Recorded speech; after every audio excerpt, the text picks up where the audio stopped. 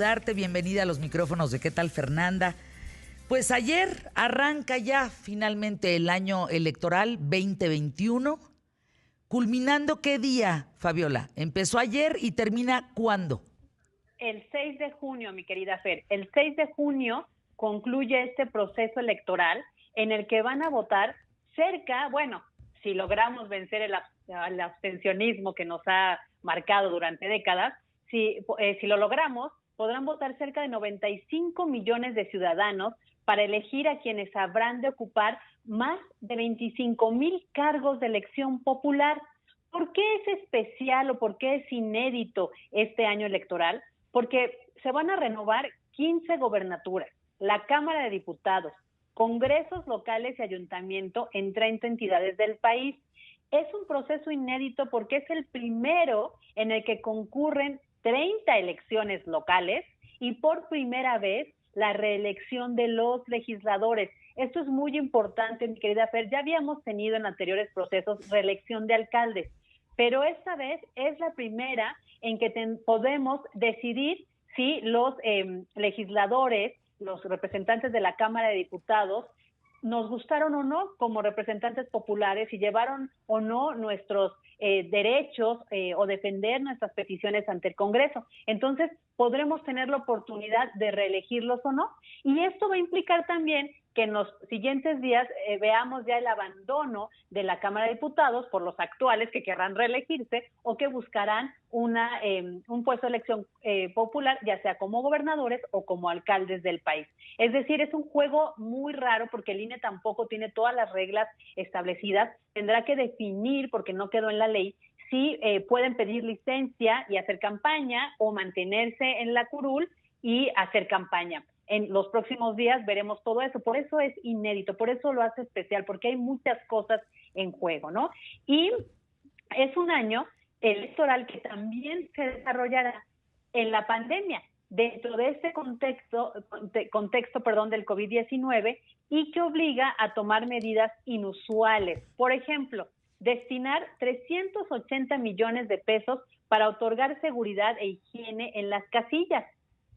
Y este panorama implica nuevos retos para el INE. Si antes, ustedes recordarán, lo platicábamos siempre cuando empezaban estos procesos, aquí con mi querida Fer, si antes los retos tenían que ver con inseguridad o con municipios donde no permitían la entrada a los representantes de casillas, a los funcionarios electorales, a los capacitadores, o donde había municipios que eran tomados por el crimen organizado y te decían si podías entrar o no, o tenías que dejar la mesa, la urna para que ellos llevaran a cabo la elección. Bueno, además de esos riesgos que seguramente se seguirán corriendo y sobre todo también los de la inseguridad, se suman estos de la pandemia, todas aquellas medidas para evitar los contagios y proteger, porque hay que convencer primero a los funcionarios electorales que participen, ¿no? La gente está muy nerviosa, no está tan confiada, no querrá participar y hay que invitarla. Primer reto, lograr el presupuesto necesario en este contexto de crisis económica y ya lo dijo la propuesta del gobierno federal, que conoceremos a detalle el día de mañana. Ya nos anunciaron que será austero, que otra vez viene un ajuste al cinturón, gasto corriente se disminuye y seguro el INE no tendrá el presupuesto que quiere porque también ha sido muy señalado por el gobierno federal de que son onerosos, de que gastan mucho, de que los consejeros tienen unos salarios muy altos, incluso algunos mayores que el presidente, y además se acuerdan que impugnaron esta parte de los salarios. El INE solicitó 20,000 millones de pesos y solo 8,200 irán para el proceso electoral, porque recuerden que el resto se divide entre los gastos de operación, los salarios y las prerrogativas para los partidos políticos. Es decir, tendrá que hacer mucho con muy poco dinero y veremos cuánto. Mañana conoceremos cuánto le van a dar al INE. Además, el otro reto, el reto número 2, es la elección en el contexto, lo que les platicaba de la pandemia. ¿Pero qué va a hacer el INE? Tiene que buscar a 12 millones de ciudadanos que participen en este proceso electoral. Recuerden, son 30 entidades al mismo tiempo teniendo elecciones, ¿no?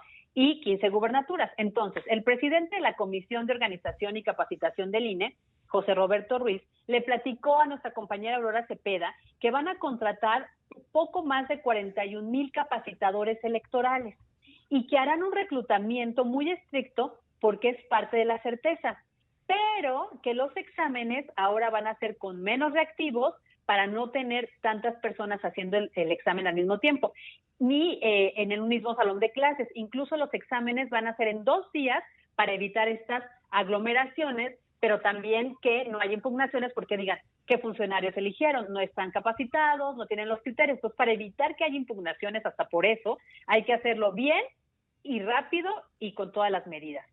Nos vamos rápido. El reto número 3, regulación del proceso. Claro. Y sobre todo el comportamiento del presidente López Obrador va a ser el mayor desafío. Hombre, ese acabas de tocar el tema toral, así, mayúsculas negritas. Lo más importante va a ser que Andrés Manuel López Obrador respete resultados. Híjole, Fabi, arráncate con eso, es bien importante. Exacto, es el mayor desafío. Claro, porque el primer mandatario hay 2 cosas. Uno, que acepte el resultado de las elecciones y antes, durante este proceso, que no hable de más. Dicen que el presidente tiene una suerte de incontinencia verbal. En sus mañaneras todo el tiempo está hablando y puede poner en riesgo el proceso. Es decir, ya lo escuchamos descalificar las determinaciones del INE en cuanto a los spots y sus mañaneras en las elecciones de Hidalgo y Coahuila. Lo escuchamos también que acudiría al Tribunal Electoral porque es una parte de la libertad de expresión. Y lo escuchamos también decir que en el INE había conservadores que no favorecían la democracia. Es decir, todo este proceso de desacreditación influye también en el proceso.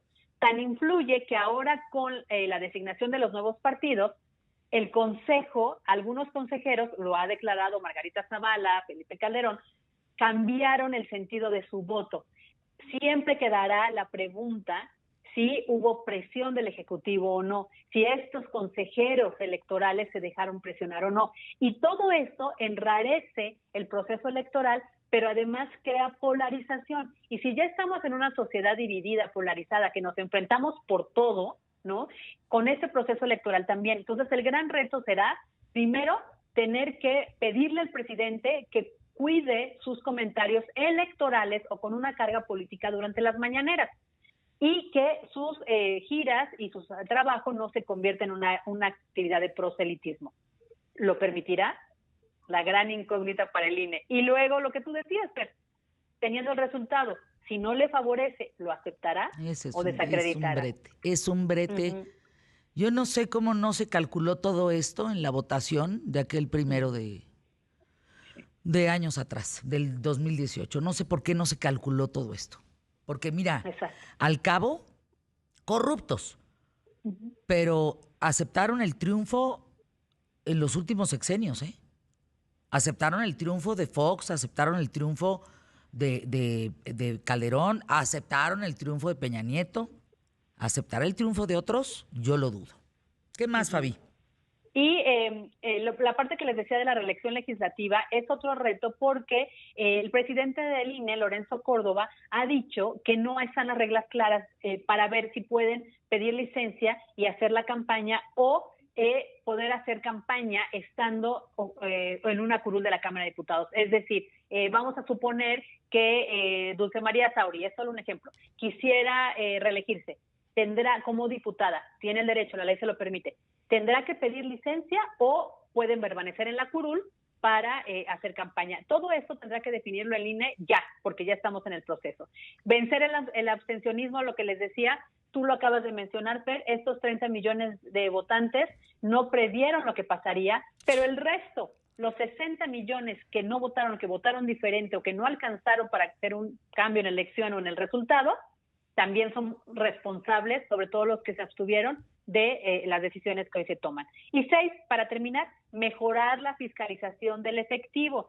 Y no me refiero a los nuevos partidos, que hoy ya vimos que el INE, apoyado o no, con criterio o no, decidió quitarle el registro al partido de Margarita Zavala por el financiamiento. Pero y los demás, Fer, ya vimos con los videos del PAN, del PRI y del propio Pío López Obrador que sí se reciben recursos por debajo de la mesa, literal, en paquetes y en sobres para financiar las campañas. Ese va a ser el reto enorme, que sean pulcros y exigentes en la fiscalización de cada peso que entra al proceso electoral. Ay, Fabiola, qué complejo, de verdad, qué complejo. ¿Alguna otra? Va a haber un ensayo, ¿verdad? ¿Es correcto? Exacto, realmente se toma o lo toman las autoridades y nosotros los ciudadanos tendremos que estar muy pendientes de tomar las próximas elecciones de Coahuila e Hidalgo, que son el 18 de octubre, o sea, ya a la puerta, como un proceso de ensayo, es decir, nos va a ayudar a definir cómo van a ser las campañas, si se van a permitir mítines con que 10, 15 personas están a distancia, si se podrán hacer virtuales o no, si el proceso ya de la hora de votar, cómo van a estar los funcionarios de casilla, si con los trajes completamente cubiertos, como lo de los médicos, cómo va a ser la tinta, si se va a poder pasar de dedo. Entonces, esta elección que es real, que es el 18 de octubre, que es Coahuila Hidalgo, será nuestro ensayo para lo que viene el 6 de junio del 2021, Fer. O sea, de verdad tenemos que estar muy a las expectativas, tanto partidos políticos como ciudadanos y autoridad electoral, para ver cómo se desarrollan. Pues gracias, Fabi, querida, te mando un abrazo. ¿Cómo están todos en casa? ¿Todos bien? Bien, trabajando, acoplándonos ya todo, a trabajo y escuela a distancia. Gracias, mi querida Fabiola. @Fabi Guarneros. Fíjense que